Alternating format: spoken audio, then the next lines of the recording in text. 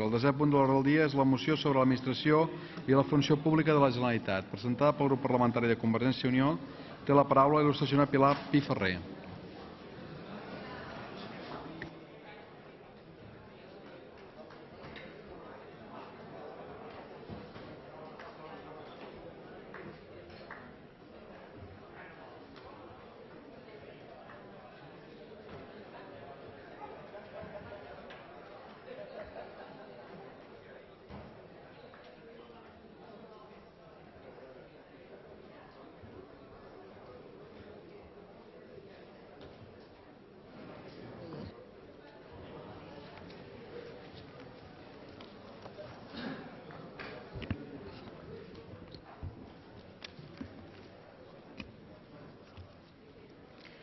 Bé, gràcies, president, senyores i senyors diputats. La moció que avui presenta el grup de Convergència i Unió és com a conseqüència de la interpel·lació que ja va presentar al ple passat sobre l'administració i funció pública de la Generalitat. I en aquest sentit insta el govern a actuar en 6 apartats. En primer lloc i primer apartat, demana l'elaboració i lliurament al Parlament d'un pla anual fins al 2010 de contenció de personal que indiqui el nombre màxim d'alts càrrecs, personal eventual, funcionaris i laborals que poden ser adscrits als departaments de la Generalitat i als seus organismes públics. Bé, nosaltres creiem que cal fer un exercici real de planificació. Aquest govern s'omple la boca de planificació i aquesta planificació acaba sent paraules i no fets. I les paraules se les emporta el vent i els fets són els que són.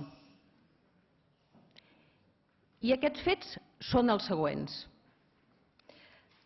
236 alts càrrecs en el pressupost de l'any 2008 davant dels 202 que hi havia al desembre del 2007.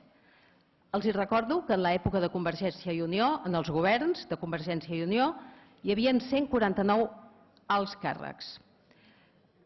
323 llocs eventuals davant dels 229 llocs del desembre del 2007. Els torno a recordar que el govern de Convergència i Unió tenia 227 llocs eventuals.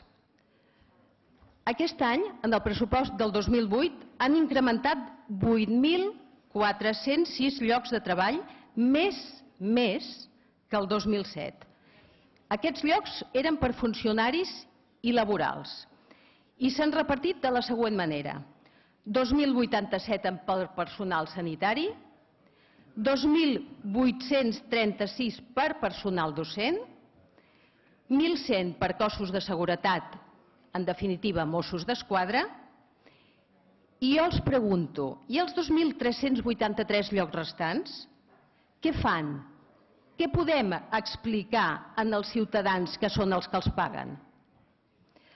Jo els comento i els dic que Convergència i Unió, a partir dels anys 90 i fins als anys 2003, van fer acords de dimensionament i acords de contenció de personal, en els quals, quan un servei s'havia d'ampliar perquè s'oferien més serveis finalistes, això representava la disminució d'efectius i dotacions del mateix departament o bé fins i tot es detreien d'altres departaments. I en definitiva, de vegades, i també de vegades, es detreien en caràcter general del conjunt dels departaments.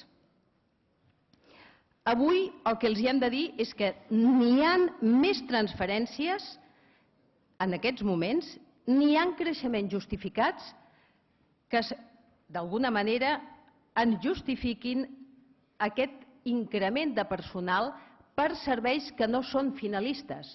En definitiva, estem incrementant les tasques burocràtiques i administratives dels departaments.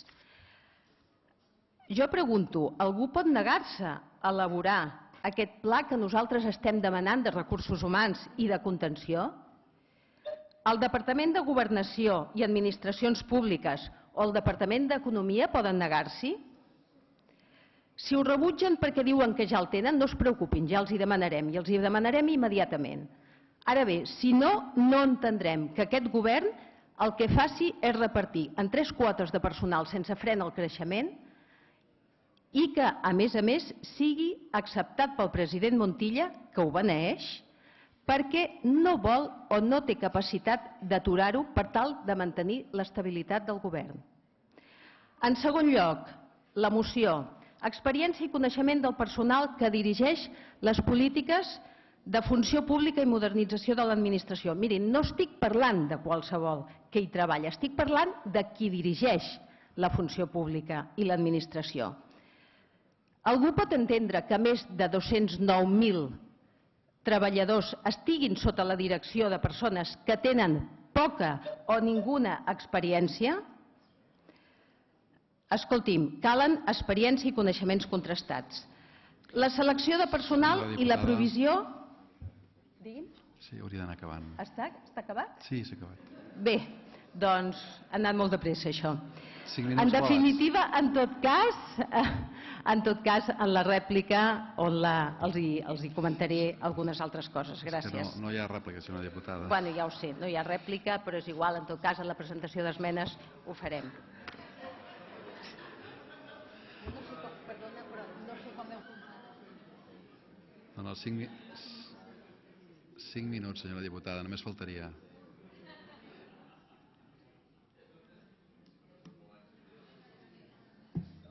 Tres minuts és impossible de posar si no es fa manualment. Aquí tenim el fixe del 5 i és el que apreto sempre.